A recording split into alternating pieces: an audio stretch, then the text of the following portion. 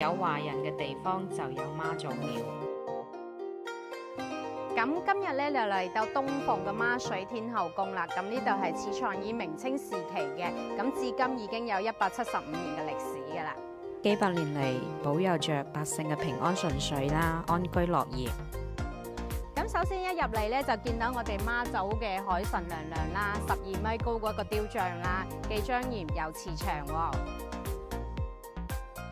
媽水天後宮依江水而建，紅牆黃瓦，以飛檐斗拱交相輝映。每年嘅農曆3月係媽祖嘅誕辰，萬人祈福活動就喺呢度上演啦。今日咧，我哋從海雅揸車半個鐘過嚟祈福，祈求大家生活工作順利，身體健康。咁呢度咧，除咗祈福之外啦，我哋都會品嚐咗佢呢度嘅齋菜嘅。咁咧總共有10道菜啦，10全10美。咁有湯、有粥、有菜，仲有甜品。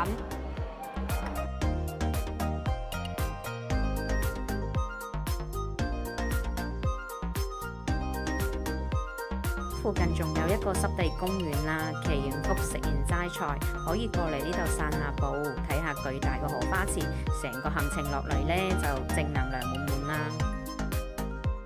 咁我哋海雅咧都係專門出咗一期媽祖誕辰嘅行程啦。屏幕前感興趣嘅粉絲們嘅話，可以留言報名㗎喎，我哋一齊去感受下民族嘅文化。